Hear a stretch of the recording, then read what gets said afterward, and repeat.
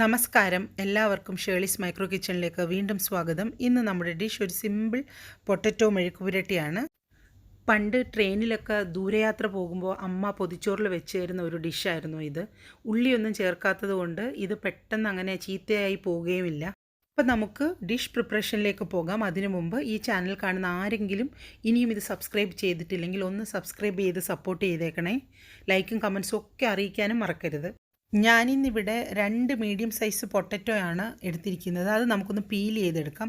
Peel ചെയ്തതിന് ശേഷം ഈ പൊട്ടറ്റോ കുറച്ച് വലുപ്പത്തിലൊന്ന് സ്ലൈസ് ചെയ്തെടുക്കാം. എന്നിട്ട് ഒരേ വലുപ്പത്തിൽ നമുക്കിത് മെഴുക്കുപുരട്ടിക്ക് വേണ്ടി കട്ട് ചെയ്തെടുക്കാം. ഇനി നമുക്ക് ഈ പൊട്ടറ്റോ ഒന്ന് നല്ലതുപോലെ വാഷ് ചെയ്തെടുക്കാം. ആദ്യം ഒരു വെള്ളത്തിൽ നമ്മൾ അരിഞ്ഞു വെച്ചിരിക്കുന്ന പൊട്ടറ്റോ ഇട്ടതിന് ശേഷം ഒന്ന് നല്ലതുപോലെ കൈകൊണ്ട് മിക്സ് ചെയ്ത് കഴുകുമ്പോൾ ഇതിൽ നിന്ന് കുറേ സ്റ്റാർച്ച് അങ്ങ് പോകും.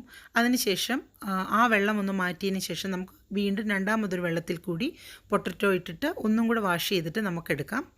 ഇനി വെച്ചിരിക്കുന്ന പൊട്ടറ്റോ നമുക്ക് ഒരു ബൗളിലേക്ക് മാറ്റാം. അതിനുശേഷം നമുക്ക് കുറച്ച് മസാലപ്പൊടികൾ ഇട്ട് കൊടുക്കും. ഒരുപാട് മസാലയൊന്നും നമ്മളിതിൽ ചേർക്കുന്നില്ല.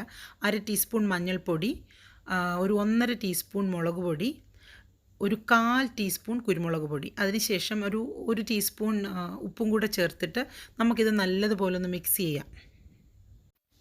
ഞാനിനി ഇതിലേക്ക് കുറച്ച് തേങ്ങാക്കൊത്ത് ആഡ് ചെയ്ത് കൊടുക്കുവാണ്. തേങ്ങാക്കൊത്ത് ഇടണമെന്ന് ഒരു നിർബന്ധമില്ല, അത് ഓപ്ഷണൽ മാത്രമാണ്.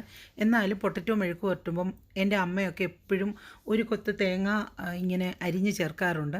അത് നല്ലൊരു ടേസ്റ്റാണ് നമ്മുടെ ഈ പൊട്ടറ്റോ മെഴുക്ക് പുരട്ടിക്ക് തരുന്നത്.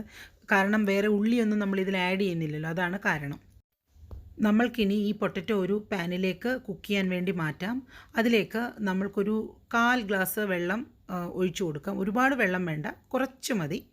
എന്നിട്ട് അടച്ചു വെച്ചാണ് നമ്മളിത് കുക്ക് ചെയ്യുന്നത്. അപ്പോൾ ആവിയും ഈ കുറച്ച് വെള്ളവും കൂടെ ആകുമ്പോൾ അത് മാത്രം മതി. പൊട്ടറ്റോ ഒരു ഹാഫ് കുക്ക് ചെയ്താൽ മാത്രം മതി. അതിനുശേഷം നമ്മളിത് എണ്ണ ഒഴിച്ചിട്ട് നല്ലതുപോലെ വഴറ്റിയെടുക്കും. നമുക്കിനി ഇത് ഒന്ന് അടച്ചു വെച്ച് കുക്ക് ചെയ്തെടുക്കാം. നമുക്കിനി ഇതൊന്ന് ഓപ്പൺ ചെയ്ത് നോക്കാം. വെള്ളമൊക്കെ ഏകദേശം ഇതിൻ്റെ വറ്റിയിട്ടുണ്ട്. നമ്മൾക്കിനി ഇതിലേക്ക് ഒരു 1.5 അല്ലെങ്കിൽ 2 ടേബിൾ സ്പൂൺ വെളിച്ചെണ്ണ ആഡ് ചെയ്ത് കൊടുക്കാം. ഇനി ഇതിലേക്ക് കുറച്ച് കറിവേപ്പില ആഡ് ചെയ്ത് കൊടുക്കാം. ഈ സമയത്ത് നമുക്കിതിൻ്റെ ടേസ്റ്റ് ഒന്ന് നോക്കാം. ഉപ്പ് ആവശ്യമുണ്ടെങ്കിൽ നമുക്ക് ആഡ് ചെയ്ത് കൊടുക്കാം. ഇനി ഇതൊരു ചെറു തീയിൽ നല്ലതുപോലെ ഒന്ന് ഇളക്കി നല്ല പോലെ ഒന്ന് മൊരിഞ്ഞ് വരണം. നമ്മുടെ ഉരുളൻകിഴങ്ങ് നല്ലപോലെ മൊരിഞ്ഞാൽ മാത്രമേ ടേസ്റ്റ് ഉണ്ടാവുകയുള്ളൂ.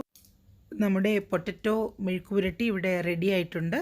അപ്പോൾ മറ്റൊരു ഡിഷുമായി വരുന്നത് വരെ എല്ലാവർക്കും bye from Shelly's micro kitchen.